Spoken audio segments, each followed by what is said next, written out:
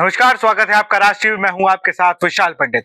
आज हम बात करेंगे गोवा की उस ज्वलनशील समस्या की जिसको लेकर लगातार गोवा के लोग सबसे सवाल पूछते हैं कि भाई ये रोड पे गड्ढे कब सही होंगे। प्रमोद सावंत सरकार में अब ये पीडब्ल्यूडी मंत्रालय दिगंबर कामत को दे दिया गया है। दिगंबर कामत के लिए सबसे बड़ी परीक्षा यही होगी। बरसात का सीजन इस मानसून सत्र में भी गर्मा गर्मी रही, लेकिन रोड पर जो गड्ढे थे वो लगातार वैसे ही अभी भी है और लोगों को बहुत परेशानियों का सामना करना पड़ा। हमारे साथ हमारे वरिष्ठ संवाददाता तुकाराम मराठे जुड़ चुके हैं। तुकाराम, रोड बहुत जरूरी होती है किसी के लिए भी, कनेक्टिविटी, और उन कनेक्टिविटी में बाधाएं जाम से आ रही हो, कहीं पे काम चल रहा है, अगर हम देख रहे हैं ओवरब्रिज बन रहे हैं या रिंग रोड बन रही है, तो उसको लेकर कोई सर्टेन व्यवस्था नहीं है कि आप इस रास्ते से जा सकते हैं उस, या इसके लिए कोई सब्स्टिट्यूट पुल या कुछ बनाया गया हो।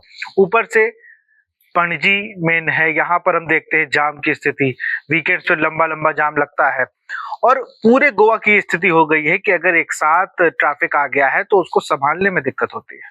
तो कई विभागों का काम होता है, लेकिन जो रोड की समस्या है वो पीडब्ल्यूडी की बात। अब नया मंत्री है तो क्या लगता है जो गोवा के लोगों की समस्या है ये सही होगी?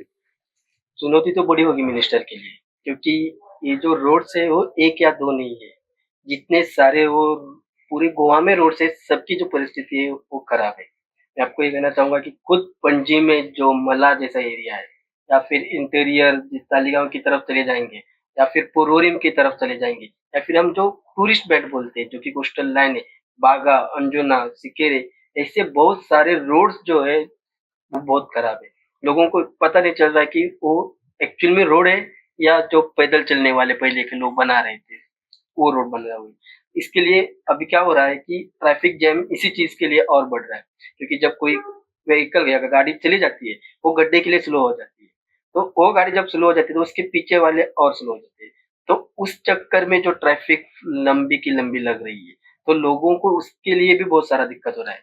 और आपको मैं ये भी बता दूँ, असेंबली में भी ये मुद्दा बहुत उठा था और उसके बाद सीएम ने कहा था कि बारिश जब खत्म होगी, बारिश का सीज़न चला जाएगा, उसके बाद 6 महीने के अंदर सारे रोड्स जो है वो ऑट मिक्सिंग किए जाएँगे और जितने भी स्टेट हाइवेज़ है या फिर डिस्ट्रिक्ट हाइवेज़ है, उनके साइड में जो यूटिलिटी डक्ट है वो बनाया जाएगा, ताकि उसके बाद कोई रोड फिर से खुदाई ना कर सके। जो बोलते हैं ना कि रोड बनता है, बाद में उनको पता चलता है कि यहाँ पे पाइपलाइन बिछानी थी या फिर केबल बिछानी थी। ये तो पूरे देश में ही समस्या है, आप किसी भी राज्य में जाएं तो ये। लेकिन अभी मैं कुछ दिन पहले दिगंबर कामत चूंकि मंत्री बने तो उनके लिए सबसे बड़ी बात होगी कि उनके जो विधायक हैं, कम से कम उनको उनसे वो बात करके, कुर्चलम के विधायक हैं नीलेश जी हैं, उनके एक बयान को सुना तो उनका, जब देखिए जब विकास होता है तो लोगों को दिक्कतें होती, चाहे हम घर बनवा रहे हो तो एक दिन को लगता है कि अरे सब सामान इधर उधर फैला है, लेकिन हमें बाद में उसमें हैबिचुअल हो जाते हैं कि हाँ काम चल रहा है। लोग कह रहे थे कि एक मशीन आई थी गोवा में, तो जिससे वो पैच, आपको गड्ढे नहीं दिखेंगे, वो बहुत गोवा में घूम घूम के उसका पीआर वर्क चला, उसको बहुत पब्लिसिटी मिली।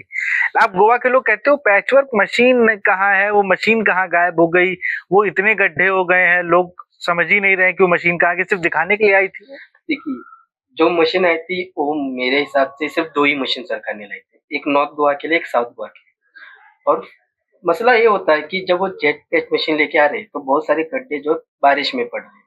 क्योंकि उसकी जो क्वालिटी होती है, जो स्टडी करनी चाहिए कि बारिश में रोड खराब ना हो, उसके लिए किस तरह से वो रोड बनाना है, उसका प्रॉपर प्लानिंग या फिर प्रॉपर स्टडी नहीं होता है और डायरेक्ट रोड बना देते हैं और एक पहली बारिश में पूरा बह के चला जाता है। तो जेट पैच मशीन जब उस गड्ढे को भरने जाता है, तो उस गड्ढे में ऑलरेडी पानी होता है, वो गीला होता है और जब गीले में आप डांबर डालोगे तो रुकेगा नहीं, वो फिर दूसरे बारिश में चला जाता है। और जेट पैच मशीन का प्रॉब्लम ये हो रहा था कि पूरे नॉर्थ गोवा के लिए एक जेट पैच मशीन अगर दे रहे हैं, इतने सारे गड्ढे हैं, कहाँ-कहाँ वो काम करेगी। और कुछ सड़कें तो ऐसे हैं कि वहाँ डांबर डाले तो कैसे डाले, क्योंकि पूरा का पूरा रोड ही है वो खराब है, तो कहीं भी डांबर नहीं दिख रहा है, पूरा आप कह सकते हो कि मिट्टी का रोड बचा हुआ है। तो उसमें जेट पैच मशीन क्या करेगी?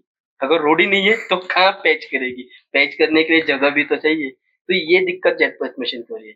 ऐसा लग रहा है कि वो हम देखते हैं ना, जब चंद्र होता है, जो मून होता है, उसके जो गड्ढे दिखाई देते हैं, उस मतलब तरह से स्पेस गोवा, पे ले जाने हाँ, के लिए उस जो तरह कहा से गया है ना कि हर कोई स्पेस पे जा जाने सकेगा, अंतरिक्ष में, वो गोवा की रोडें बता रही हैं। तो बहुत बहुत शुक्रिया हमसे जुड़ने के लिए। तो कराम, आपने बहुत महत्वपूर्ण जानकारी दी कि भाई 2 पैच मशीन है, 2 जगह बांट दी गई है, पर जो गड्ढे हैं वो उन 2 मशीनों से और ज्यादा हैं जो काम कर सके। और सबसे बड़ी चीज जो इस भारतवर्ष में एक दिक्कत है कि आज रोड बनेगी तो कल पाइपलाइन की नाप होने लगती है, नाप जोड़ करके कि यहाँ खुदाई होगी।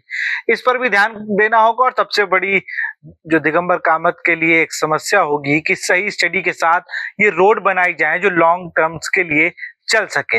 आजकल बहुत सी टेक्निक है, प्लास्टिक रबर सब मिला के अच्छे से रोड बन रहे हैं। दिल्ली और मुंबई पे हम इस पे काम कर चुके हैं, तो क्यों ना गोवा में भी यही सिस्टम लाकर मजबूत सड़क बनाई जाए जिससे लोगों को परेशानी ना हो। आपकी क्या राय है कमेंट सेक्शन में जरूर बताएं। तब तक जुड़े रहिए राज टीवी के साथ। नमस्कार।